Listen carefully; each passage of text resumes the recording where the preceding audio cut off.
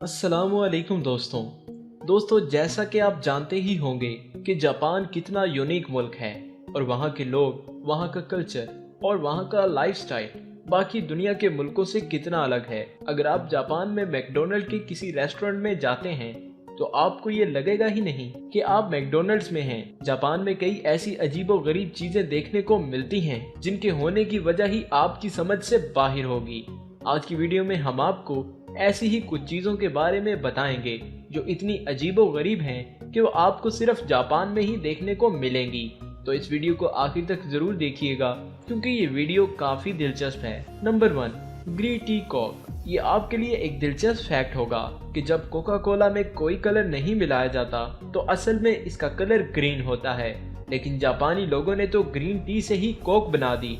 Japan की इस green tea Coke में ग्रीन टी के फ्लेवर्स के साथ साथ ग्रीन टी में पाए जाने वाले एंटीऑक्सीडेंट्स और कैटाजिन्स भी मिले होते हैं, और इसलिए अगर आप हेल्थ कॉन्शियस हैं और कोक नहीं छोड़ सकते तो जापान जाएं और ग्रीन टी कोक पिएं। Number 2, diet water. अब आप सोच रहे होंगे कि डाइट वाटर कौन सी नई बला है। मैंने भी जब इसके बारे में सुना था तो मेरे दिमाग में भी यही आया था कि क्या ये नेगेटिव कैलोरीज वाला पानी है। आपको बता दें कि 2004 में जापान की अजीबोगरीब मार्केट में इस अजीबोगरीब प्रोडक्ट ने हलचल मचा दी थी, लेकिन असल में इस पानी में कुछ खास नहीं है। डाइट वाटर नॉर्मल पानी की तरह ही है जिसमें काफी सारे विटामिन्स और मिनरल्स मिले होते हैं जो कि आपके वर्कआउट्स को ज्यादा इफेक्टिव बनाता है। Number 3, turning train seat. जिंदगी में एक पल ऐसा जरूर आता है जब हमें ट्रेन में सफर करते हुए अनवांटेड लोगों के साथ सफर करना पड़ता है। चूंकि जापान में ज्यादातर लोग बुलेट ट्रेन में ही सफर करना पसंद करते हैं, जिसकी वजह से उन्हें ये प्रॉब्लम ज्यादा फेस करना पड़ती है। तो जापानी लोगों ने इस प्रॉब्लम का एक यूनिक सोल्यूशन निकाला है। वो सोल्यूशन ट्रेन की सीटों को फ्लेक्सिबल बनाना है। जापान में आप अपनी ट्रेन सीट को दूसरी तरफ घुमा सकते हैं और फिर आप अपने पीछे बैठे पैसेंजर से बात करना चाहते हैं या फिर आगे वाले से पीछा छुड़ाना चाहते हैं तो बस अपनी सीट को मोड़ लीजिए और ये प्रॉब्लम हल हो जाएगी। Number 4, cuddle cafe. Cuddle cafe सिर्फ एक कैफे ही नहीं है, बल्कि इसमें आपको खूबसूरत लड़कियों के साथ कडल करने का मौका मिलेगा। जापान में आपको जगह जगह ये कडल कैफे दिखेंगे जहां आप 10 से 15 घंटे तक पे करके किसी भी लड़की के साथ जितना चाहे कडल कर सकते हैं, और अगर आप थोड़ा सा एक्स्ट्रा पे करने के लिए तैयार हैं तो आपकी कडल पार्टनर आपके बाल भी सहलाएगी, कान थपथपाएगी और कान में मीठी मीठी बातें भी कहेगी। और ऐसे कैफे में प्रोफेशनलिज्म भी बहुत ही स्ट्रिक्ट होता है जिससे कडल पार्टनर्स की सेफ्टी और प्राइवेसी बनी रहती है। Number 5, baby crying festival. अगर आप एक आम इंसान हैं तो आप एक रोते हुए बच्चे को चुप करवाने की कोशिश करेंगे, लेकिन जापान में कौन बच्चे को पहले रुलाएगा इसका एक नेशनल कंपटीशन होता है। जापान के सेंसोरी टेम्पल में हर साल बेबी क्राइंग फेस्टिवल होता है क्योंकि जापानी कल्चर में ऐसा माना जाता है कि एक सूमो रेसलर अगर एक बच्चे को रुलाएगा तो इस बच्चे की जिंदगी में खुशियां ही खुशियां भर जाएंगी, और इसलिए इस कंपटीशन में कई माँ बाप अपने बच्चों को लेकर आ जाते हैं और डरावने मास्क पहने हुए सूमो रेसलर्स के हवाले कर देते हैं, और फिर इन सूमो रेसलर्स के बीच कंपटीशन शुरू हो जाता है कि कौन बच्चे को पहले रुलाएगा, और जो रेसलर पहले बच्चे को रुलाता है वही कंपटीशन जीत जाता है। Number 6, sleeping at work place. जापानी लोग बहुत ज्यादा हार्ड वर्किंग होते हैं और अक्सर इतनी ज्यादा मेहनत की वजह से वो लोग बहुत ही थक जाते हैं। इसीलिए जापान के ऑफिसेज में इनुमुरी नामी एक प्रैक्टिस होती है जिसमें कोई भी ऑफिस वर्कर दिन में 1 बजे से लेकर 4 बजे के दौरान 30 से 40 मिनट के लिए आराम से सो सकता है, और अगर एम्प्लॉई इस दौरान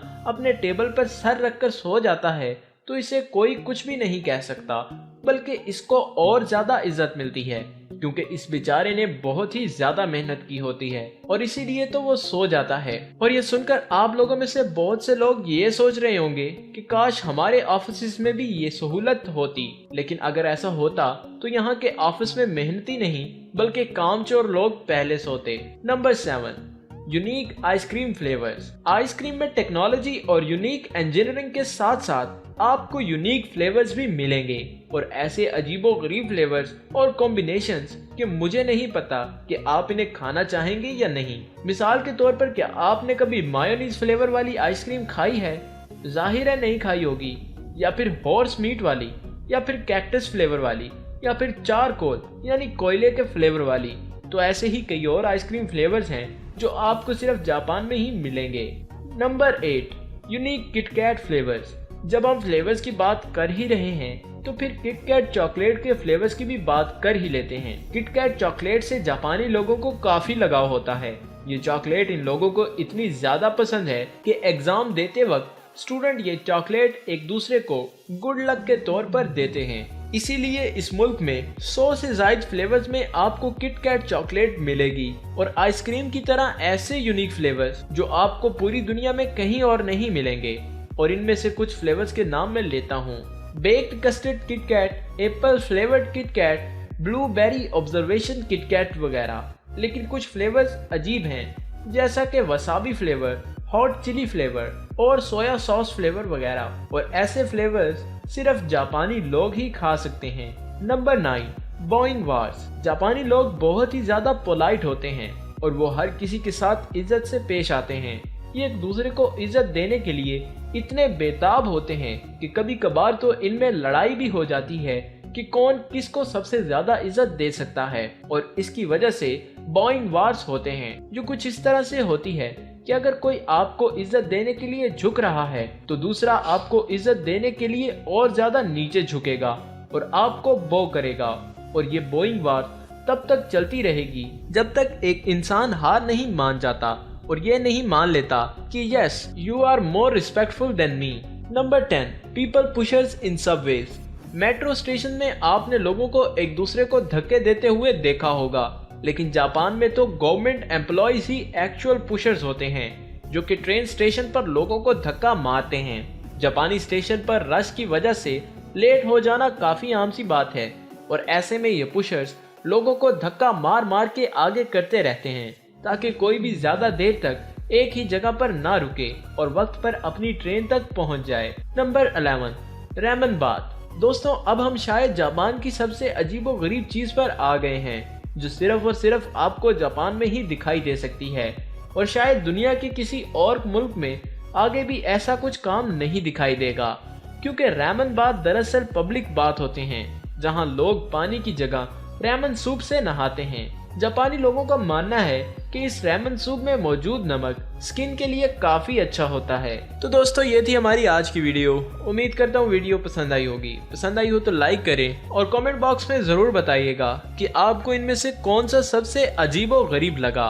और हमारे चैनल को सब्सक्राइब करते हुए साथ मौजूद बेल आइकन को भी प्रेस कर दें। शुक्रिया।